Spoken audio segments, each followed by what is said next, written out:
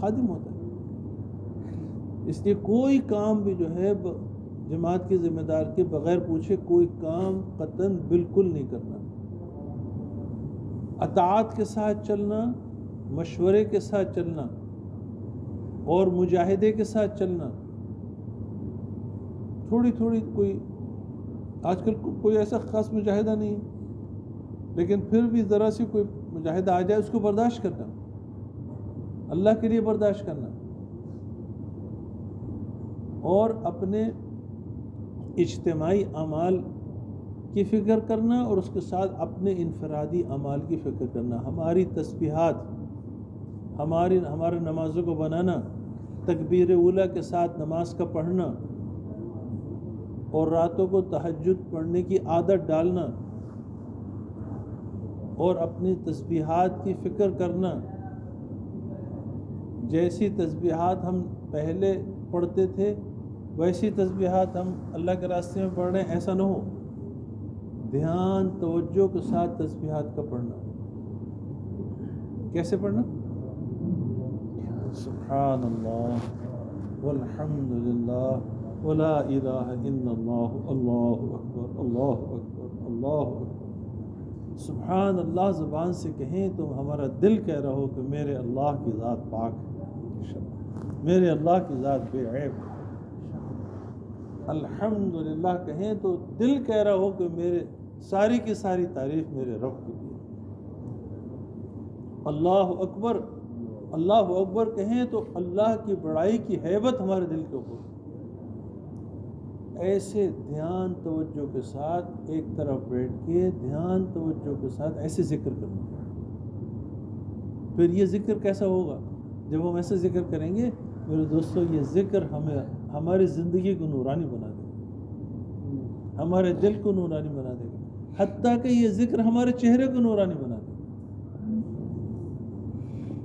اور یہ ذکر معین و مددگار ہوگا نماز میں دھیان و توجہ آنے کا. ایک ساتھی حضرت جی کے پاس گئے، فرمایا حضرت میری نماز میں دھیان توجہ پیدا نہیں ہوتا، میں کیا کروں؟ حضرت نے جواب میں کیا فرمایا؟ بھائی آپ کی تسبیحات کا کیا حال؟ فرمایا کہ تسبیحات کو پابندی کے ساتھ پڑھنا، دھیان توجہ کے ساتھ پڑھنا، یہ نماز میں خشوع اور خضوع کے آنے کے میں مددگار ہو. میرے دوستو، ایک ایک عمل کو نہایت توجہ کے ساتھ کرنا اور اپنے آپ کو محتاج سمجھ کے کرنا، اپنے آپ کو سیکھنے والا بنا کے چلنا، اپنے ساتھیوں کو اپنے سے افضل سمجھنا، اپنی کوتاہیوں اور کمیوں کو دیکھنا اور اپنے ساتھیوں کی صفات کو دیکھنا. جو اپنے آپ کو من تواضع اللہ رفعہ اللہ، جو اللہ کے لیے تواضع اختیار کرے گا اللہ اس کو عزت عطا فرمائے. اس لیے ہمیشہ جو ہے اپنے انکساری کے ساتھ، عاجزی اور انکساری کے ساتھ دعوت کا کام ہو. اپنے آپ کو جو بڑا بنا کے چلے گا وہ کبھی کچھ نہیں سیکھ سکتا. جو اپنے آپ کو چھوٹا بنا کے چلے گا، سیکھنے والا سمجھ کے چلے گا، وہ اس کام میں چلے گا، اس کو اس سے فائدہ پہنچے گا. اور یہ ساری محنت کرتے ہوئے خوب روزانہ بہت اہتمام کے ساتھ رو رو کے اللہ سے مانگنا، اے اللہ آپ ہی اپنے فضل سے صفات پیدا فرمائیں. اے اللہ جو صفات آپ کو پسند ہے وہ صفات ہمارے اندر پیدا فرمائیں. اے اللہ آپ کے راستے میں صحیح فکروں کے ساتھ وقت کے لگانے کو آسان کر دیں. دعاؤں کو بہت اہتمام کرنا. فرمایا کہ دعا جو ہے، دعا مومن کا ہتھیار ہے، دعا عبادت کا مغز ہے. اس راستے میں نکل کے دعا سیکھنا ہے. دعا کا سیکھنا بہت ضروری ہے. دعا کیسے کہتے ہیں؟ آج ہم نے کیا سمجھا کہ ہم نے ایسے کر کے ہاتھ اٹھائے اور پڑھ لیا اللہم ربنا آتنا فی الدنیا حسنہ وفی الآخرۃ حسنہ وقنا عذاب النار، اور ایسے ہاتھ چہرے پہ پھیر لیے. یہ دعا کی شکل ہے، دعا نہیں ہے. یہ دعا کی شکل ہے. اصل دعا جو ہے وہ اندر سے ہوتی ہے، اندر سے ہوتی ہے.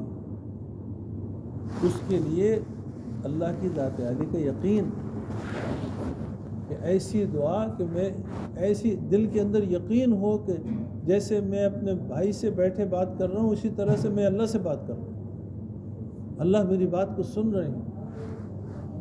اور اللہ پاک نے قرآن میں جب ارشاد فرمایا کہ اے بندو، میرے بندو مجھ سے مانگو میں قبول کروں گا، تو اللہ تبارک ضرور قبول کریں گے. قبولیت کے یقین کے ساتھ دعا کرنا، جتنا زیادہ یقین سے دعا کریں اتنا زیادہ دعا قبول ہو. اور میرے دوستو، جہاں ہم جا رہے ہیں وہاں جا کے خوب محنت کرنا.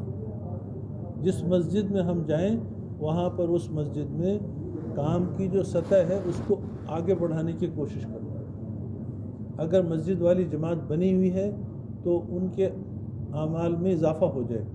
اگر جماعت نہیں بنی ہے تو وہاں جماعت بنانا. مسجد والی جماعت کی اہمیت کا تذکرہ کرنا، مذاکرہ کرنا. مسجد والے 5 اعمال کو خوب اہتمام سے کھول کھول کے بیان کرنا اور اس کا فائدہ بتانا. مسجد والے 5 اعمال میرے دوستو بہت اہم ہیں. اسی کے ذریعے سے سارا کام ہوتا ہے. 3 اعمال روزانہ کے آپ سب جانتے ہیں ماشاءاللہ. روزانہ کے 3 عمل کیا ہیں؟ روزانہ کی مسجد کی تعلیم اور گھر کی تعلیم، یہ پہلا عمل. اور روزانہ کی مشورہ، اور روزانہ اپنے اوقات فارغ کر کے اپنے بھائیوں سے روزانہ پابندی سے دین کی عزت پہ اپنے بھائیوں سے ملاقاتیں کرنا. یہ 3 کام روزانہ کے. اور ایک کام ہفتے میں اپنی مسجد کا گشت اور دوسرا گشت. اور ایک کام مہینے میں 3 دن اللہ کے راستے میں لگانا. اس پہ خود عمل کرنا اور اپنے دوستوں بھائیوں کو اس کی ترغیب دینا. جس مسجد میں جائیں وہاں جا کے ان اعمال کا مذاکرہ کرنا اور اپنے سامنے مسجد والوں سے عمل کرانا.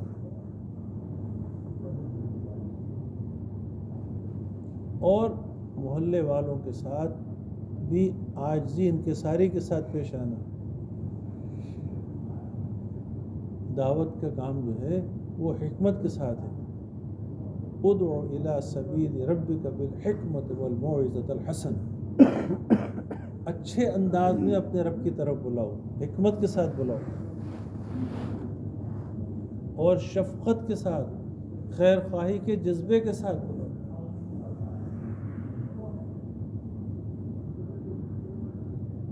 کسی کی برائی سے تو ہمیں نفرت ہو لیکن اس سے نفرت نہ ہو، کیونکہ وہ ہماری طرح ایک انسان ہے، بیچارہ برائی میں پڑ گیا. اس کو اس برائی سے نکالنے کی کوشش کرو، اس کو مسجد میں لانے کی کوشش فکر کرو، اس کی خوشامد کر کے مسجد میں لانا. مسجد والے ماحول میں لا کے اعمال کی فضا میں جب وہ رہے گا تو خود بخود اس کے حالات ٹھیک ہو جائیں. اس کے لیے خوب محنت اور فکر کرنا، اس کے لیے اپنے آپ کو تھکانا، اس کے لیے ہمیں کسی کی بات سننا پڑ جائے تو وہ بھی سن لینا. حضرت مولانا الیاس صاحب رحمۃ اللہ علیہ کھیت میں گئے جہاں کسان کھیتی کرتے، اور ایک کسان ہل چلا رہا تھا. اس سے جا کے کہا کہ بھائی مسجد چلو. وہ اپنے کام میں مشغول رہا. 1 بار کہا، 2 بار کہا، 3 بار کہا. تیسری بار جو مولانا نے یہ کہا اس نے اتنی زور سے مولانا کو تھپڑ مارا کہ مولانا بیچارے کمزور آدمی نیچے گر گئے.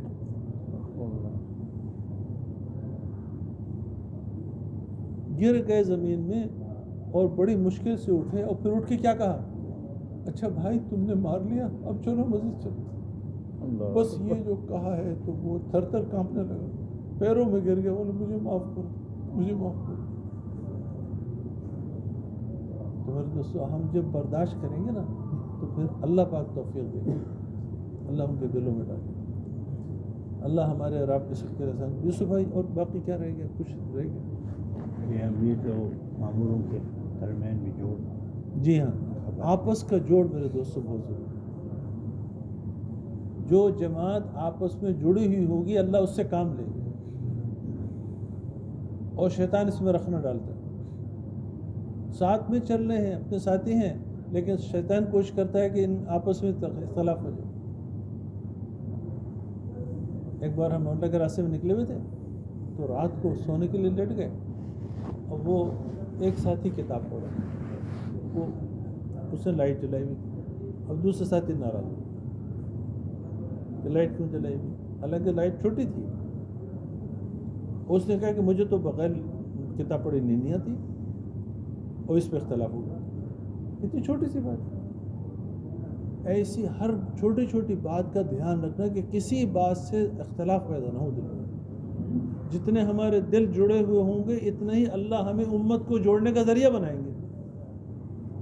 اس لیے سب سے پہلے تو اپنے اندر جوڑ ہو، اپنے امیر کے ساتھ جوڑ ہو، امیر کا مامور کے ساتھ جوڑ ہو،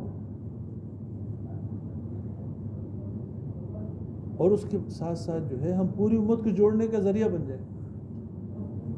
ایک بڑے اللہ والے بزرگ مجھ سے فرمانے لگے، دیکھو یہ کام روحانی کام ہے، اور یہ اللہ کی غیبی مدد سے چلتا ہے، اور اللہ کی غیبی مدد دلوں کے جوڑ پہ آتی ہے۔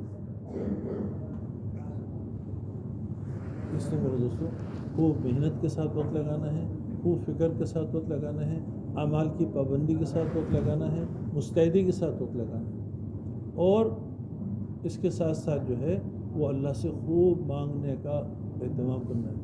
اللہ کے راستے میں نکل کے بھی خدا نخواستہ اگر ہم نے اہتمام سے تہجد نہیں پڑھی تو پھر کب پڑھیں گے؟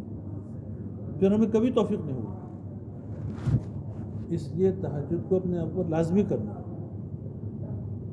کوشش کریں کہ 1 گھنٹہ پہلے، اذان سے 1 گھنٹہ پہلے اٹھ جائیں، رات کو جلدی سونے کی کوشش کریں، اور اٹھ کے وضو کر کے اور تہجد کی نماز پڑھیں۔